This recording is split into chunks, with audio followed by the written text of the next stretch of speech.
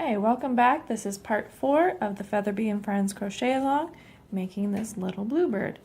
So now we have the wings and the eyes, and we're ready to decrease on the body. So I'm going to take my hook again, and moving that stitch marker over. For this round, we are going to be working in the back loop only. So if you look at your stitch, you've got the two loops that make the stitch, the front and the back, and so you're going to be working in just the back, which is the one that is closer to the inside of the bird. So we're going to be doing single crochet, decrease all the way around, and because we're working in the back loop only, I'm going to do a regular single crochet 2 together rather than the invisible decrease that we did on the wings.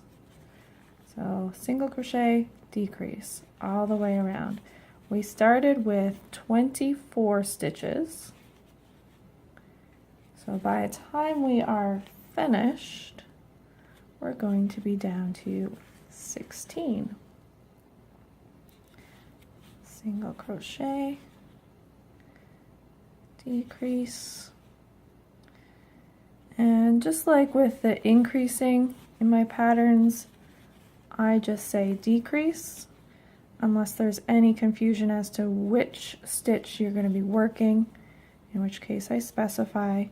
But if you're doing a pattern that has all the same type of stitch, whether it's single crochet, double crochet, or whatever, I just say decrease. And you can do whatever type of decrease you are most comfortable with. And here we are just doing a regular single crochet together in those back loops only.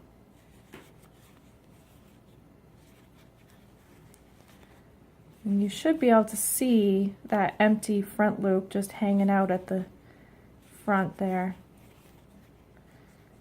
It makes that line across. And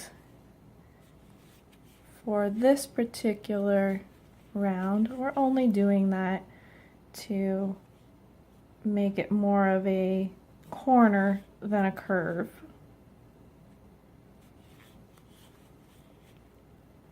Okay, so there we've gone all the way around. So we should have 16 stitches at this point. And I'm going to go ahead and add a little stuffing at this point, because after you do the next round, it's going to be pretty small and it's going to be hard to get the stuffing in. So I'm going to use a stitch marker, and I did this when I was securing the eyes as well, just so that if I pull on that end, it's not going to unravel anything. And I'm just putting it anywhere on the body so that you can see if I pull on that working yarn, I'm not going to lose any of my stitches. It's going to hold it in place. So now I feel comfortable putting some stuffing in there without worrying about anything unraveling, which is really nice. So I'm going to put some stuffing in, and I always feel like these take way more stuffing than you expect. And I like to just even it out and press it around, especially around the eyes, as you don't want the eyes tipping from the placement of the stuffing. So you want to make sure when you put the stuffing in, the eyes are nice and straight and they're not being pushed one way or the other. So I'm really filling up the top of the head behind the stems of the eyes, so that those eyes are going to stay in a nice straight position. And then I like to make a hole in the middle where I put the next batch of stuffing and push it all to the edges. That way I have a nice smooth exterior no matter how many times I add more stuffing. You don't want it to be lumpy.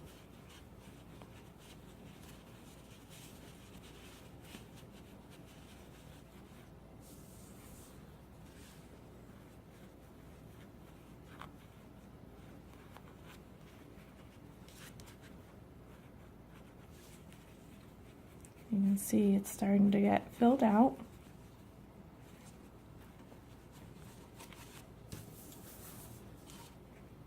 I think I want a little bit more. And we're only going down to 8 stitches, which is still a big enough hole that if you need to add more after the next round, you'll be able to do that. You just want to do the bulk of it right now. Okay, I would say that that is plenty for right now. I may have even overdone it. I'm going to take off my stitch marker and make sure I grab that loop on my hook. And for this round, we are going to decrease a round. So right now we have 16 stitches and we're going to end up with 8. So I'm going to do, oops, don't forget about your stitch marker.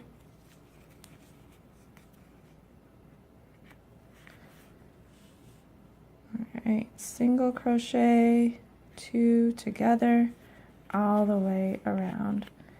And really you could do the invisible decrease at this point, but because it's on the bottom, I consider it to be a little more important to make sure it's really good and secure rather than pretty, because it's not really going to be seen much. But this is the last round that holds it all together, so I'm going to make sure it's not going anywhere.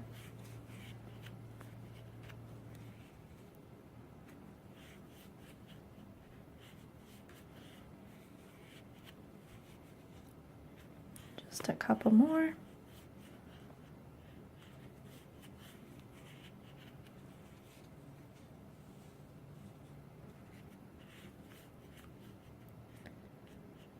Last one, like so. Okay. And then I like to finish off my rounds with a slip stitch into that first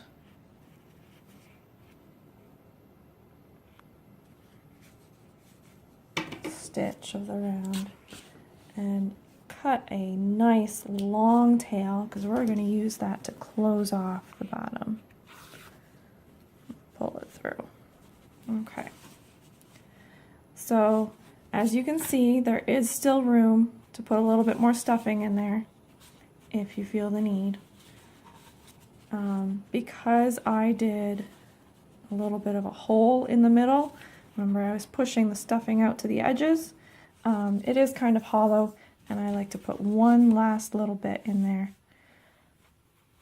just to finish it off, like so. All right, and at this point you can take out that running stitch marker.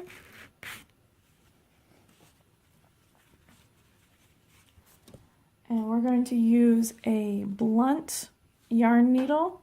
This one has a little bit of a bent tip, which kind of helps to get it through the stitches, but you can use pretty much any kind of needle that you have on hand.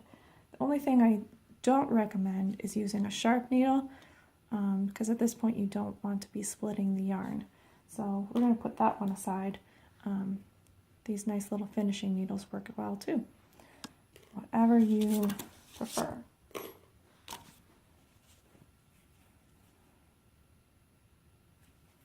Okay, so to finish it off, I'm going to find just the front loop of each stitch, and I'm going from the outside of the bird towards the inside, out to in each stitch.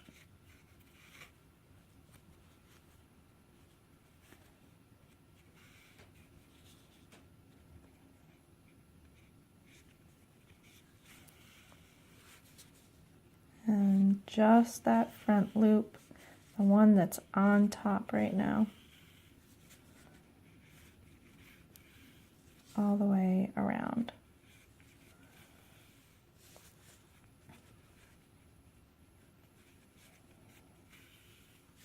And then when I'm all the way around, I give it a pull, and just like magic, it closes it off. And then we go into the same stitches that we just made, around again.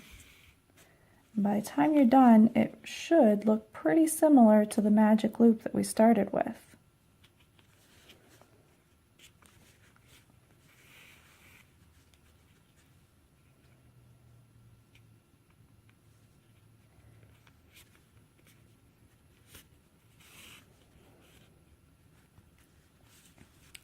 And at this point, I usually switch to that sharp needle that I didn't want before.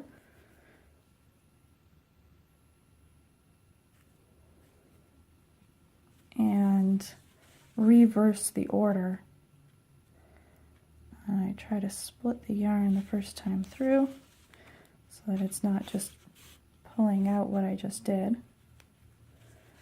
And I go back around the other way. My fingers are a little bit slippery from hand lotion right now, so that's a little tricky.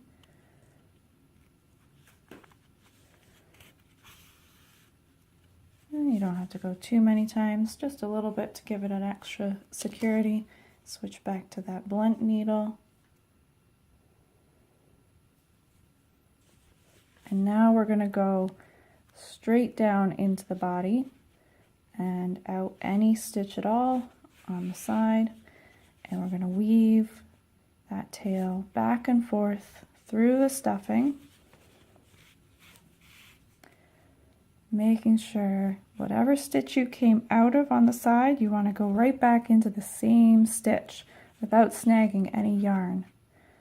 This is why we're using a blunt needle at this point, because if you snag the yarn, it's going to make a little dimple in the fabric. And it doesn't really matter where it comes out, but do that a few times, and then give it a pull and cut kind of close, and that is going to just disappear right in there, never to be found again, hopefully. And there, the body is completely closed off, and all that's left is some finishing touches.